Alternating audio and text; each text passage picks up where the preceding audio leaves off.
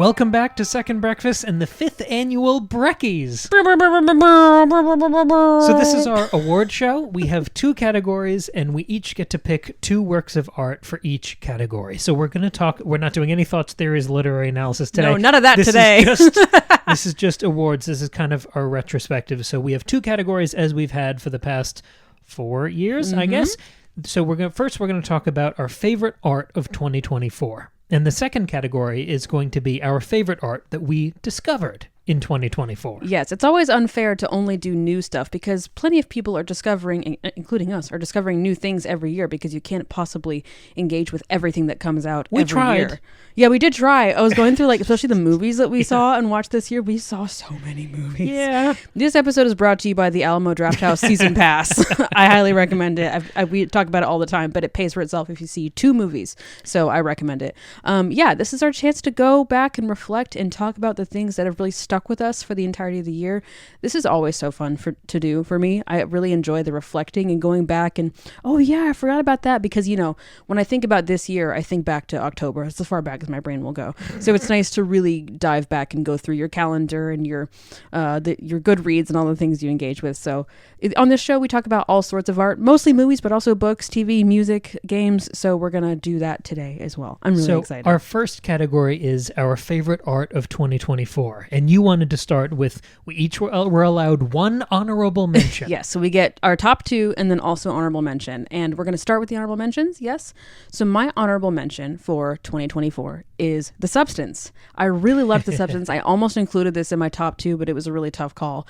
We did an episode on The Substance when it came out. Go check it out. But that movie has just stuck with me. It was powerful. It was gritty. It was messy. It was weird and stylized. Passionate, yes. The director, everybody in this movie was just going for it. Crunchy and committed. There were no pulled punches, no cut corners, nothing was half-assed. It was a full throttle movie. It was full ass. Yes, it was a full ass movie. And I just loved it. So that's my honorable mention. My honorable mention for favorite art of 2024 is Oddity. Ah, yeah. We also did an episode about this one. Go check that out. But in reviewing all of the movies we saw this year, and particularly all the horror we saw this year, no movie scared me nearly as much as Oddity. Oddity scared the dog shit out of me, and that's exactly what I wanted.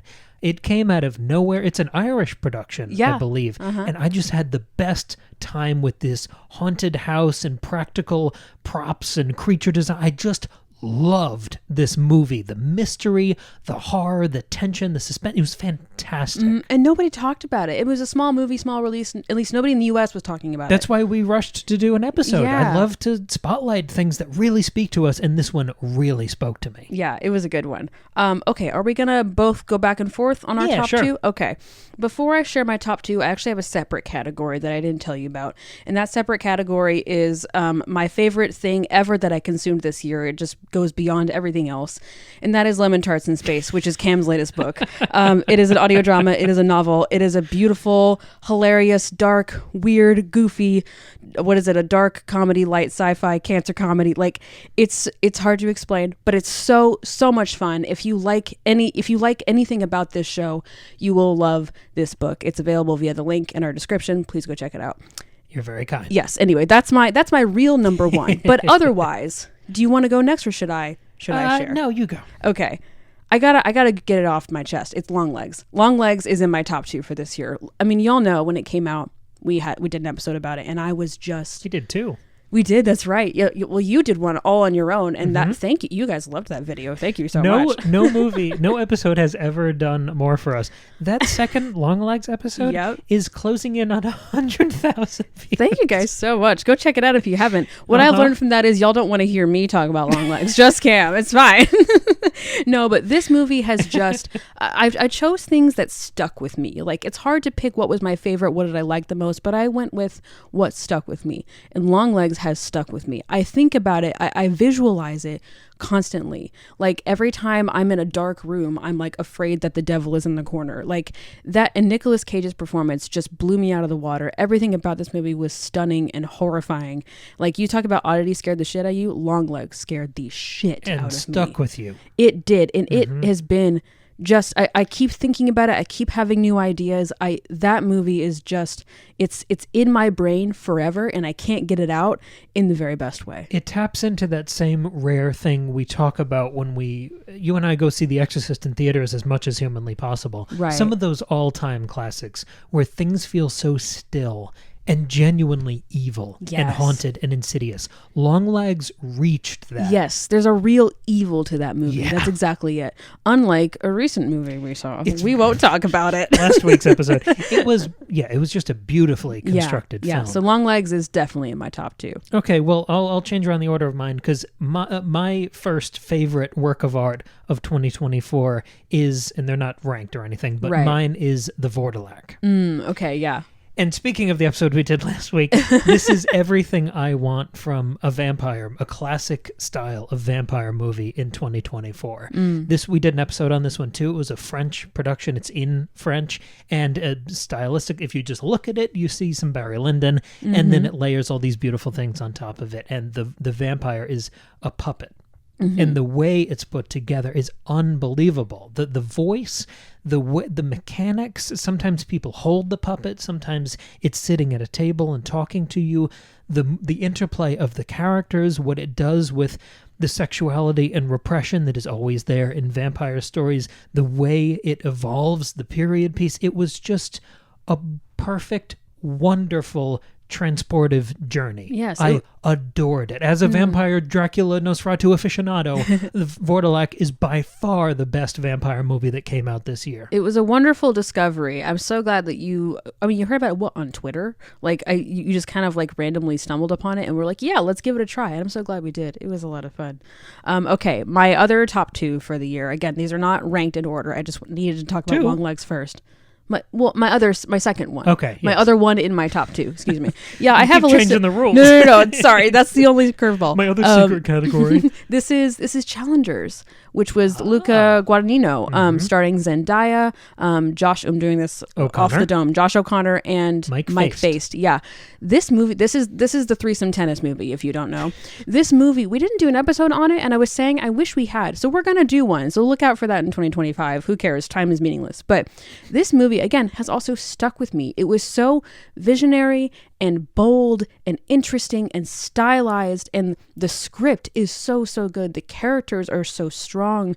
The complicated relationship between all 3 of these people is so fascinating. And if you've seen the trailer, it looked kind of lame and almost kind of cringy. It looked like a sports movie. It looked, which I don't give a shit about. I'm not a sports girly. I'm just not. But like, this movie is not, tennis is a huge central component of the movie, but it's like, that's the way that these 3 people have their relationships with each other. And it's so fascinating and dark and strange and horny and funny. And it's just the drama, the desire, the momentum of that film. And Trent Reznor did the score, and Atticus Ross. And Atticus Ross, thank you. And there's so much fun stuff with the camera, with the tennis ball. Scene.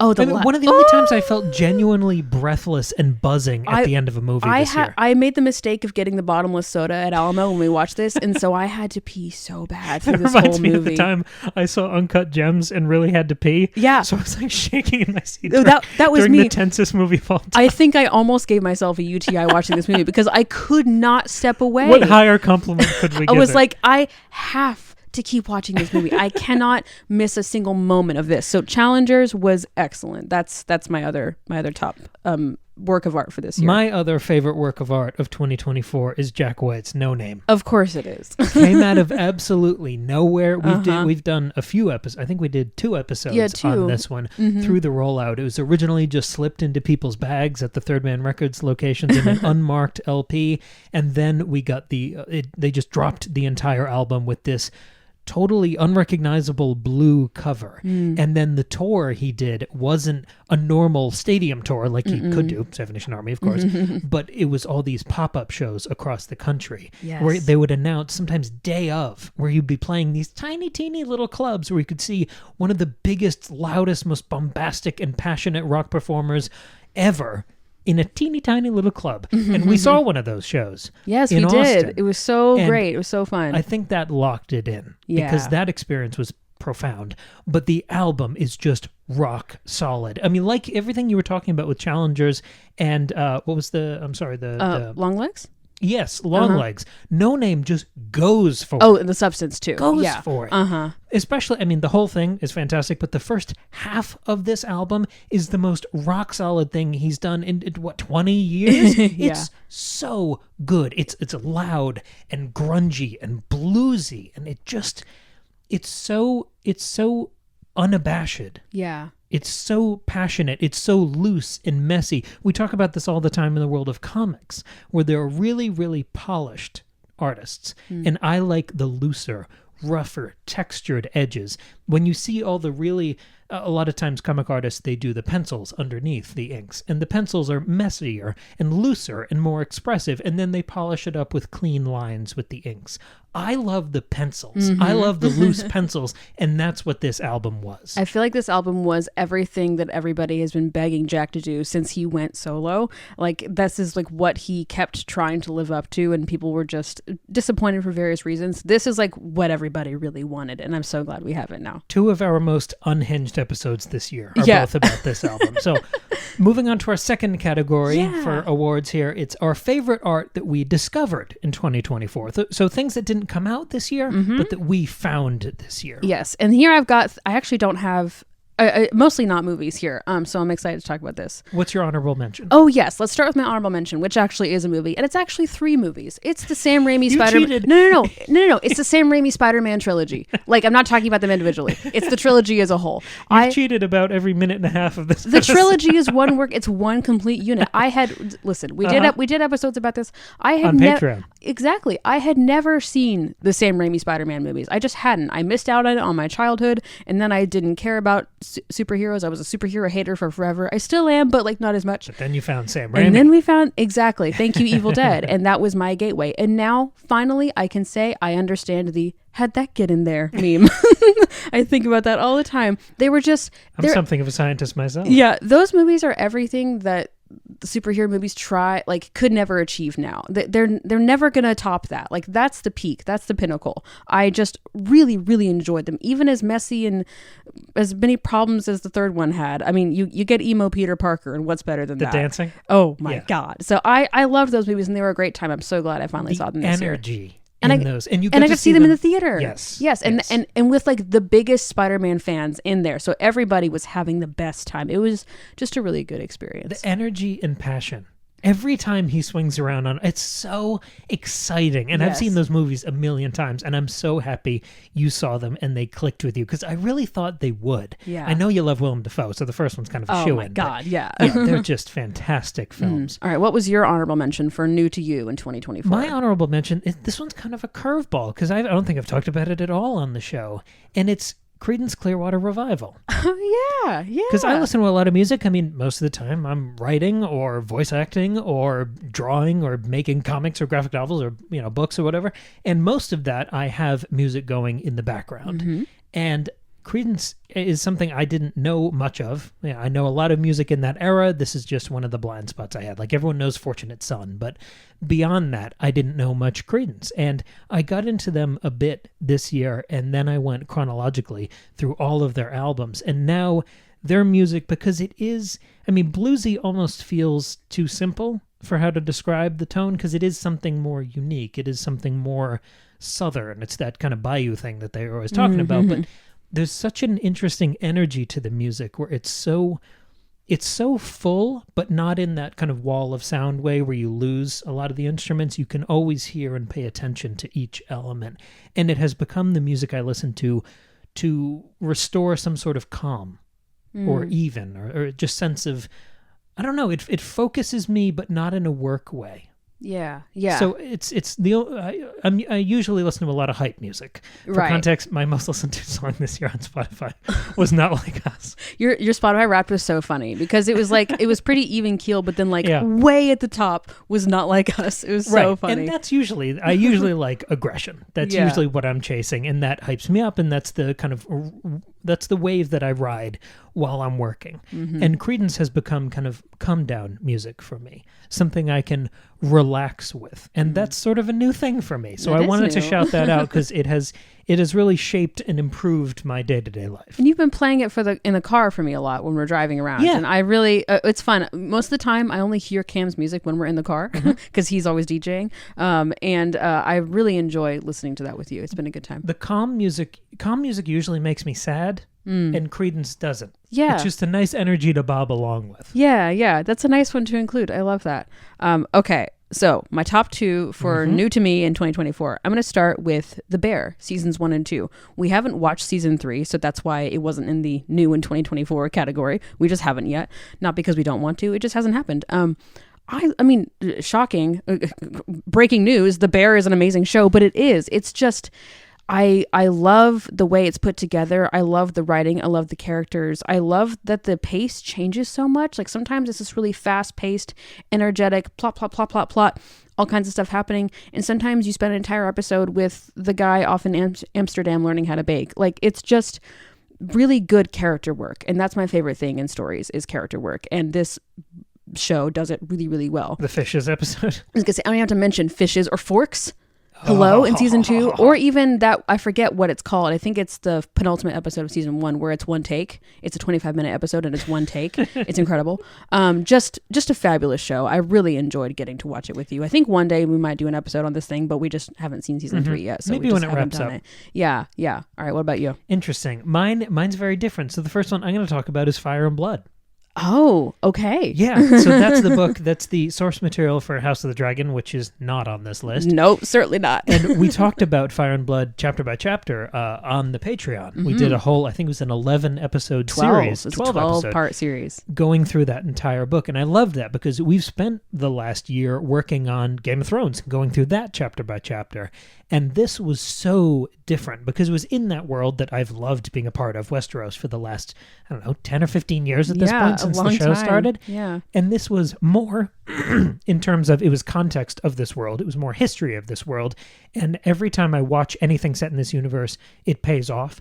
I know more about these locations. I know the history of the castles and why is this hill named Visenia's Hill? Yeah. I understand more of that. And I think that makes the world feel fuller and more real to me. But I also adored the way it was written. Yeah. That this wasn't cool. a real-time narrative. That it was this false history assembled by these fictional maesters. The ambiguity that gives, the retrospective, the perspective that storytelling conceit gives, I thought was fantastic and so conducive to our discussions of history and patterns and cycles and fallibility and how much we can believe narrators. And I had so much fun talking through that book with you that it had to make my list. Yeah, that series was really fun. Reading that book doing that whole series was a lot of work. Like it was challenging, and reading that book was not as fun or as easy, whatever that means, as reading his regular novels. I agree, But it was a really rewarding experience. You're absolutely right. And yeah, you're so right. As we're reading Game of Thrones now, again, but we're reading it, again now really closely through our series. And yeah, I think about where Maegor's Holdfast comes from and what all these things mean. And like that extra history really enriches the whole experience. And it's I really think great. it really loses something in translation, in reducing it and simplifying it down to a real-time narrative. I think it would take a really, really skilled artist and writer to adapt it into real-time narrative. But even if it had been done well, which it hasn't, even if it had been done well, I really think you lose something. Because I think this story is assembled in this way on purpose. Well, exactly. Yeah. Like if he wanted it's meant to be different than Game of Thrones. Yes. If he wanted it to be like Game of Thrones, he would have written it like that. Exactly. But that's not what he wanted. Yeah. And I admire that change in form and that experimentation. And I think it's very, very cool. Experimentation and form. Yes. That's fun.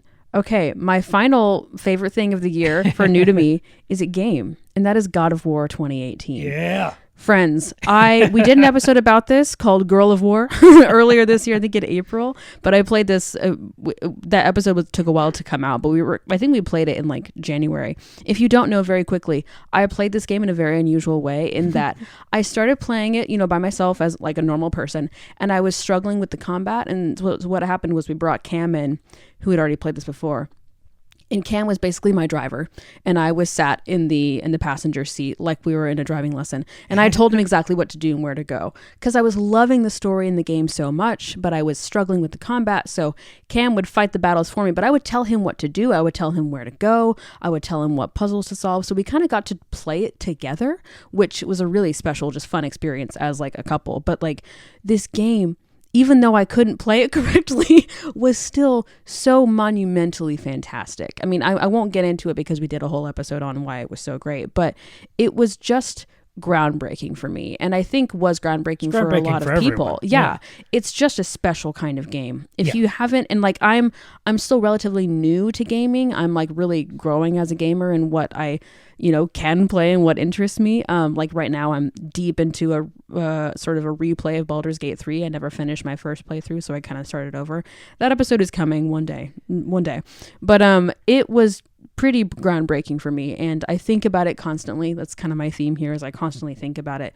The story is beautiful, the gameplay is beautiful, the scenery, the character design, everything in that game is just firing on all cylinders, and it was pretty incredible for me. It's one of the best narrative experiences I've ever had. Yes. And I loved rediscovering it with you. I was going to say, and my experience of playing it with you is one of my favorite experiences with a work of art ever. Mm-hmm. And I'm looking forward to doing this again with you with Ragnarok. Oh yeah. It's still on my list of things to do. So yeah, God of War 2018 is up there for me. And the final award of the Breckies 2024 for my other favorite work of art that we discovered in 2024 is God, Emperor of Dune. Oh, that one specifically. That one specifically. Interesting. So I read the first 4 Dune books this year. I got sidetracked by Fire and Blood and House of the Dragon, and the hundreds of other episodes we put out this year. Yeah, right. But I loved all of them. The first Dune is one of the best epic. I think you can put just the first Dune up against all of Lord of the Rings, Harry Potter. Like you could, it would go on that shelf with Game of Thrones. And I think Dune Messiah is an unbelievable counterpoint and response to the first book. And then Children of Dune is so much in conversation with the first 2, while also leaping forward into the next generation, next cycle of these families and rivalries and tragedies. And then you get to the 4th book, God, Emperor of Dune. And it's got almost none of any of that. It's got almost no sandworms. It's got almost none of that. It's basically one guy who's turning into a worm, a sandworm. He's got his gross pre-worm body. Go check out our episode on the book. I use that phrase about 100 times. We use it all the time in our day-to-day life. It's a guy who's the God Emperor, and he's slowly transforming into a sandworm, and it's just palace intrigue. Most of the book takes place in his head or in his immediate court. I see. As he's considering all these things. You love some palace intrigue. Yes. And it ends, I think it goes back to some of that classic operatic Dune in the finale. But I loved what you talked about, risk and experiments in form before. Yeah. I don't think I've ever read a bigger swing, a bigger risk in books. And it was unbelievable. I couldn't believe how much it wowed me and challenged me and absorbed me, how deep I felt like I was in this character's brain and along with him, and I hated him and I sympathized with him. It was just, what a fantastic, crazy risk to take in the 4th book of a series where Frank Herbert only knows how to take risks. I was utterly, as a reader, as a creative, as an artist, I was utterly blown away by God, Emperor of Dune. That's a wonderful review. How exciting. I love that. Yeah, I just forgot all about the Dune books. How you read not all of them, but a lot of them in a very short amount of time. And yes, I was really enjoying hearing you talk about them, even though I wasn't reading them along with you. Yeah, that Dune journey was fun. I'll get the next 2 in the beginning of 2025. We'll do it. Yeah. Oh, Well, that's so fun. I can't believe we're done. That's the Brekkies. Oh my gosh, that's the Brekkies. Uh-huh. Thank you so much for listening. And thank you for an amazing year, for being, listeners and supporters of the show. By far our biggest year. This has been our biggest year by all far. Thanks to you. Yes, so thank you. Whether it's here on the podcast, whether it's over on YouTube, which has just exploded this year, whether it's on the Patreon, which has also grown this year. Yeah, thank you very, very much. The support for the whole rollout of Lemon Tarts in Space meant a lot to me. The ongoing support for that, it's been a wonderful year. A lot of work, but incredibly rewarding. And if you missed any of the things that we talked about, let's just run through them just quickie. Yes. As a little, go put this on your watch list, or, the art you need to check out. Mine is Jack White's No Name, The Vourdalak, the French vampire thing, Oddity, that Irish horror movie, Frank Herbert's God, Emperor of Dune, George R. R. Martin's Fire and Blood, and the music of Creedence Clearwater Revival. Excellent. And my things were Lemon Tarts in Space by Cameron Fusil, Longlegs, Challengers, the tennis movie, The Substance, The Bear seasons 1 and 2, God of War 2018, and the Sam Raimi Spider-Man trilogy. We will put links to the episodes of these aforementioned works in the description if you're on YouTube, so you can go easily check out those episodes. But otherwise, just, you're an adult, search it, you'll find it. It's in our feed somewhere, except for Challengers, because we didn't do an episode on that. And the Sam Raimi Spider-Man was on Patreon. Speaking of Patreon, you can join our Patreon if you like. It's $2 a month. For $2 a month, you can support the show, but also get access to bonus episodes like our Sam Raimi Spider-Man coverage, like our Fire and Blood series. Sometimes we do one episode a month. Sometimes it's like 2, 3, 4, 5. So you get all kinds of things. Is there another Patreon episode they might be specifically interested in if they've listened to this episode? Oh, yes, of course. The Brekkies are not done. I mean, they're done, but we wanted to sort of expand this. We wanted to talk about more things. And so what we're doing is a year in review, where we're going to be talking about surprises of this year and also disappointments. Yes, that is all this year was. It was a perfect binary of wild disappointments and incredible mind-blowing surprises. Yes, so we're about to record that right now, but you can go check that out on our Patreon. We'll be dropping that, I don't know, I guess very soon. If not already. Yeah, right. By the time this comes out. So you can check that out as well. And like I said, links to Cam's book are in the description. And another way you can support the show if you don't want to join the Patreon is you can just subscribe, comment. If you're on YouTube, please comment down below. Tell us what you enjoyed this year, whether it was new to you or new to this year. It can be books, movies, TV, games, an exhibition you saw, music, like anything you enjoyed this year that is a creative work. Please tell us about it down below, because we always love to discover new things. Thank you very much for listening. Thank you for all of your support this year. And as ever, we'll be back here in just a few days with another brand new episode.